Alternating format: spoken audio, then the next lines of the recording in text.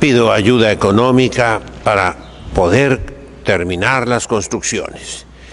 Son construcciones para preparar religiosas, que a su vez, con la gracia de Dios, prepararán vocaciones para los seminarios, vocaciones sacerdotales. Invito a las muchachas de 12 a 24 años a que ingresen en esta congregación, a que se consagren a Dios, que sean su esposa. Estas chiquitas están aprendiendo arameo y estudiamos 3 tipos de arameo. El arameo rabínico,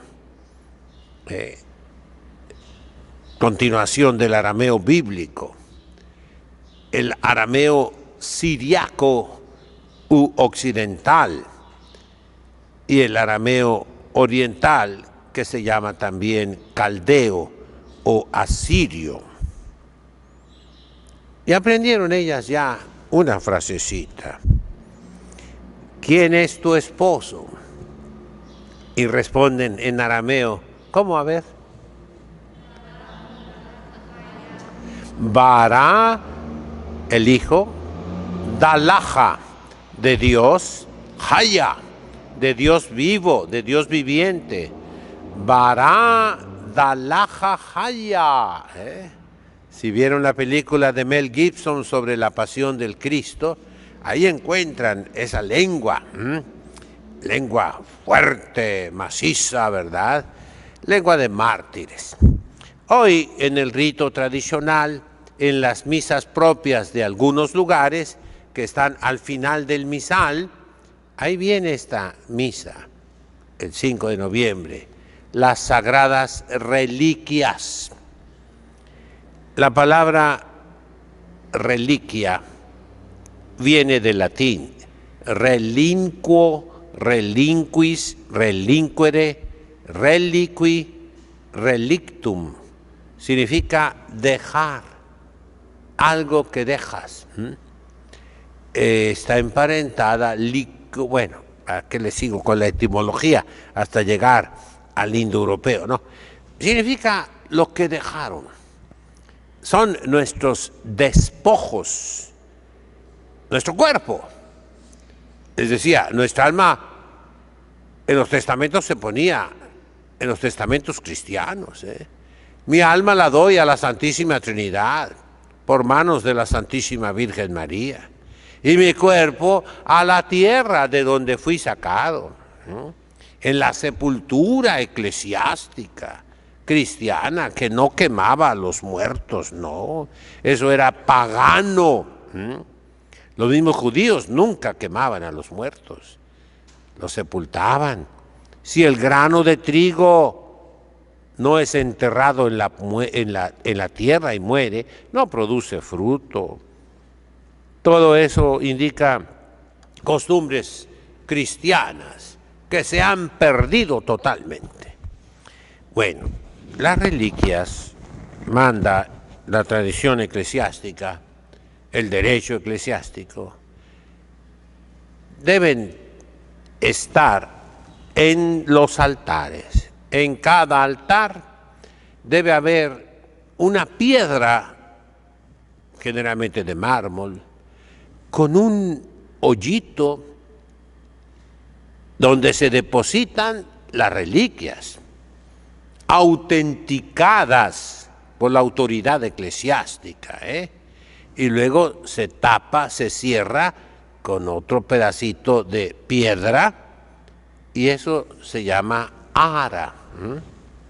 Ya ningún sacerdote sabe eso, y tal vez ningún obispo ya. Estoy generalizando, con grande tristeza. Ya no hay altares, mis hermanos. El altar viene desde el Antiguo Testamento. Es la liturgia del templo de Jerusalén. Todos los cambios litúrgicos que ha habido en los últimos 60 años se inspiran, lo repito y lo repito, en la liturgia de la sinagoga, en la liturgia doméstica de la casa de los judíos.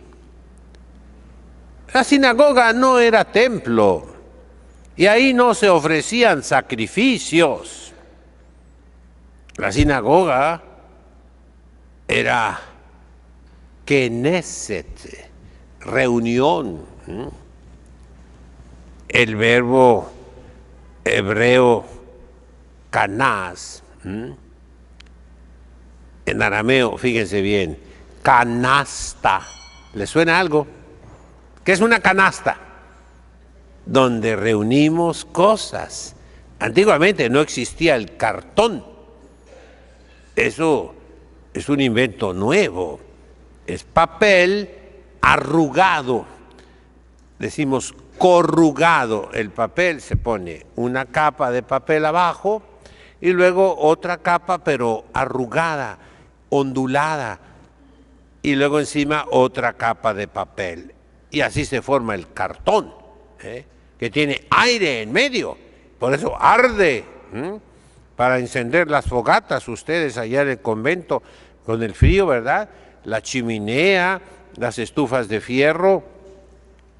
Primero se pone cartón, guarden todo el cartón, un pedacito de cartón arde rapidísimo y ya comienza a que ardan, hace que ardan los palitos chiquitos y ya los troncos grandes después, ¿verdad? Antiguamente se usaba la canasta, tejida de carrizo, de mimbre, decimos, ¿verdad? De juncos. Y canasta significa reunir en arameo, en hebreo Knesset. La sinagoga es un nombre griego, sinago. Sin indica un conjunto, ago es traer, llevar. Y de ahí se tomó el nombre de congregación, en latín. Congregación, con indica junto, estar algo junto. Y grey, la grey es el rebaño de ovejas. Congregar es juntar las ovejas, una imagen cristiana, tomada del capítulo 25 de San Juan, del capítulo 12, donde habla pues de que Jesucristo es el buen pastor, que reúne sus ovejas, que busca la oveja perdida. Pues bien, el problema, lo repito y con respeto, hijos, no con desprecio, no, con anhelo de que así fueran las cosas. El problema actual de los liturgistas, entre comillas, es que no saben hebreo, no saben arameo, no estudian verdaderamente a fondo las fuentes de la literatura judía, que ya les he repetido, no cualquier cristiano debe leerlas, no, debe estar capacitado, y es más bien para los sacerdotes instruidos. La Mishnah, el Talmud, los Midrashim, la famosa Cábala, no la magia que anda por todas partes, que llaman Cábala, no. Los libros, el Zohar, principalmente, ¿verdad? Ahí viene mucho, mis hermanos, mucho de la tradición cristiana viva que teníamos hasta hace 60 años y que nosotros queremos reconstituir, redescubrir en fidelidad a la Santa Madre Iglesia. Y el Papa ha nombrado a los obispos custodios de la tradición. Custodio significa defensores de la tradición, en el sentido correcto, no en sentido ambiguo. La astucia del demonio en este momento en la iglesia, ¿cuál es? La ambigüedad, los equívocos. Decir algo que parece verdadero, pero que es mentira. Algo que tiene un poco de verdad, pero también mucho de mentira. Es la táctica, es la técnica, es la estrategia, son las argucias, lo astuto, fíjense la palabra, astuto, de Satanás, del demonio, para hacernos caer. Bueno, regresamos. El altar no es una mesa, no. ¿Qué era el altar? En la tradición cristiana tomada de los judíos. Era un sepulcro. Se celebraba en los sepulcros de los mártires. Y verán ustedes en las iglesias antiguas. Me tocó a mí ir hace algunos años a Guanajuato. Estuvimos unas horas en la ciudad de Guanajuato. Fui a celebrar una misa en la iglesia de la compañía, con todos los permisos, Y después nos llevaron a comer. Pero antes, en el camino, pasamos por una iglesia y abajo, con cristal, estaba el cuerpo de un mártir. Y así en Europa van a ver que se celebra la misa sobre los cuerpos de los mártires. El altar era un sepulcro de un santo, especialmente de un mártir. Por eso las reliquias se veneran, porque nuestro cuerpo de todos los cristianos es santo. Fue templo vivo del Espíritu Santo. El cuerpo de un cristiano fue bautizado, fue confirmado. Ese cristiano recibió la Santísima Eucaristía, fue ungido con los santos óleos en el sacramento de la confirmación, fue santificado. No es el cuerpo de un perro que se quema, no. Es un cristiano. Y los cementerios fueron siempre parte de la iglesia. Se enterraban los cristianos en el piso de la iglesia. Vayan ustedes al sur, vayan aquí a las misiones de la Baja California. Después se enterraban alrededor de la iglesia.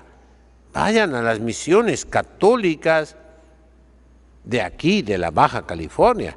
Eso desapareció, pero en Estados Unidos se conserva. Aquí está San Luis Rey. Ahí se ha conservado el cementerio, pegadito a la iglesia, en terreno sagrado. Por eso se llaman los cementerios, los panteones, Campo Santo. Fíjense bien, Campo Santo. Si eso se hace para todo cristiano, pecadores que somos todos, con mayor razón para los mártires que dieron su vida por Cristo, para los santos. Y entonces, en el rito tradicional de la Santa Madre Iglesia, cuando el sacerdote sube al altar después de haber hecho el rito penitencial de darse golpes en el pecho, sube al altar y besa las reliquias de los santos, diciendo una oración muy hermosa. y recordando la unión de este santo sacrificio con los innumerables mártires y santos que nos han precedido. La lectura nos hablaba que somos hijos de santos. Y es cierto, mis hermanos. La mamá de mi mamá murió en la persecución religiosa. Y todo México ha tenido tantas persecuciones contra la religión. Repito, la historia de México es la historia de la Iglesia. Si reflexionan un poquito, es la historia de la Iglesia católica. Iglesia mártir, crucificada por sus propios hijos, por los perseguidores terribles, que la mayoría eran católicos, renegados, católicos traidores, católicos que combatieron a Jesucristo. ¿Cuál era el grito de los mártires? ¡Viva Cristo Rey! Entonces podemos decir, los católicos mexicanos somos hijos de mártires, descendientes de mártires. Por eso el culto a las reliquias, la veneración de los cuerpos de los santos. En los altares se tenían antes relicarios, aparte del ara, que ya les expliqué, entre los candelabros, que eran precisamente para alumbrar, para alegrar. Aquí en medio estaban los relicarios, que son ostensorios parecidos a lo que llamamos la custodia del Santísimo Sacramento, el mostrador, ostensorio, del verbo latino ostendo, ostendis, ostendere, ostensum, significa mostrar. Se mostraban ahí las reliquias de los santos, con su nombre. Las reliquias vienen también en un relicario pequeño. Se consiguen pidiéndolas a Roma o a los santuarios de los mártires, con autorización eclesiástica. Se consiguen para las iglesias nuevas. Y viene siempre un documento firmado y sellado por la autoridad eclesiástica en Roma para autenticar, decir, esta es una reliquia de San Isidro Labrador. Yo ahí tengo los documentos. Uno de esos documentos está colgado ahí donde tenemos las fotografías, ¿verdad? Ahí está uno, escrito. Testifica que hay una reliquia. Al pasar de los siglos, de los miles de años, hijos, ha habido abusos, ha habido falsificaciones, todo lo que tú quieras, pero en los santuarios, en las iglesias, en las capillas, se ha conservado lo auténtico. Es nuestro cuerpo, creado por Dios, de la tierra, sí, de la costilla de Adán. Nuestro cuerpo es santo. Y el Evangelio nos habla de las bienaventuranzas. Qué hermoso escuchar esas palabras. Bienaventurados los limpios de corazón, porque ellos verán a Dios. Bienaventurados los que sufren, los que padecen por la justicia, los que se quedan con hambre y sed de justicia. Bienaventurados los que sufren. Nuestro cuerpo lo hizo Dios, les repito, basta ver el libro de el Papa Juan Pablo II, la teología del cuerpo, ¿verdad? Lo hizo para que gozáramos esta creación, este sol, estas maravillas, sí. Para que fuera instrumento de nuestra alma, para que estuviera al servicio de nuestra alma, de nuestro espíritu. Pero también hizo nuestro cuerpo para sufrir. Como la Iglesia habla del cuerpo de Cristo, Señor, aquí estoy para cumplir tu voluntad. Me diste un cuerpo, me aptaste, dice, oídos, orejas, para poder ser sacrificado. Sin cuerpo no hay sacrificio. Y el sacrificio redime. Sin sangre no hay redención. Son palabras de la Biblia, aplicadas a Jesucristo nuestro Señor. Por eso la Santa Misa no es un banquete, es el sacrificio de Cristo. No es el culto de una sinagoga, no.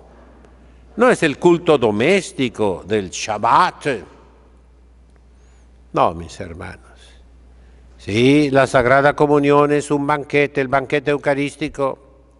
Y por eso, fíjense bien lo que voy a decir, el comulgatorio, eso sí, representa la mesa. Es cuestión de estudiar. Y en la tradición se ponían dos acólitos con un mantel cuando se daba la Sagrada Comunión. Y el comulgatorio en las fiestas solemnes se cubre, ¿verdad que sí? Ese es el mantel. El comulgatorio es la mesa del banquete. Y se recibe ese pan eucarístico, esa hostia pura, hostia santa, hostia inmaculada, de rodillas. Esa es la tradición de la Iglesia, que nadie conoce ya. Me da dolor tener que morirme llevándome tantos conocimientos que nadie quiere aceptar, que nadie quiere conocer. Repito entonces, el altar es donde se inmolaban las víctimas, que se llaman hostia en latín. Hostia significa víctima. Ese nombre pasó al pan ácimo, que viene de los judíos. El pan sin fermento, sin levadura. Por ahí me dicen de una asociación, un grupo católico, disque católico, que celebran con el pan fermentado. Esa no es la tradición latina, romana, no. Esa es de los orientales.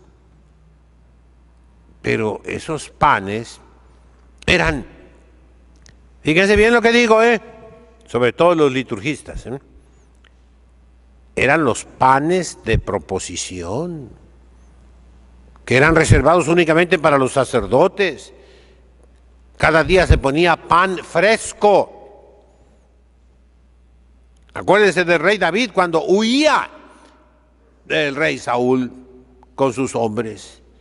Llegó con el sacerdote Abiatar y le dio los panes de proposición. Esos eran panes fermentados. Otra cosa eran la fiesta de los panes ácimos, que es de la Pascua, que es cuando murió Jesucristo. Por eso los que celebran con esos panes no están celebrando en el altar del sacrificio, no. En ese sentido de simbolismo, es pan ácimo, que se recibe de rodillas con respeto inmenso, en la mesa, que es el comulgatorio, que divide. Fíjense, en el templo de Jerusalén hay que estudiarlo a fondo, sobre todo los liturgistas, los señores obispos, arzobispos, cardenales. En el templo de Jerusalén había separaciones, el atrio de los gentiles, de los paganos, luego una separación, el atrio de las mujeres, luego otra separación, el atrio de Israel, luego el santo y el santo de los santos. Ahí está el origen también del comulgatorio. Es una separación. La Iglesia no admitía a los catecúmenos, sino únicamente a la liturgia de la palabra. Terminado el sermón, la predicación, tenían que salirse, porque la liturgia eucarística del ofertorio y del canon estaba reservada, sobre todo la comunión, estaba reservada únicamente a los cristianos ya bautizados. En ese sentido, la Iglesia siempre ha hecho separaciones. Muy mal hecho que hayan quitado el comulgatorio. Muy mal hecho, mis hermanos. Pero nadie entiende, todos sumidos en la ignorancia y en el fanatismo, en la mala fe de los burros. No solo burros, sino malvados. Vamos a pedir a Dios que se reconstruya la Iglesia, mis hermanos. Con cuánta devoción, con cuánto amor debemos ver los cuerpos de los santos, las reliquias, aunque sean casi microscópicas, pero son cuerpo de un santo, de un mártir, que nos anima a convertirnos, a luchar por nuestra fe, a conservar nuestra fe. Que estos pensamientos nos conviertan a Dios, nos hagan fervorosos, en nombre del Padre, del Hijo, del Espíritu Santo. Amén.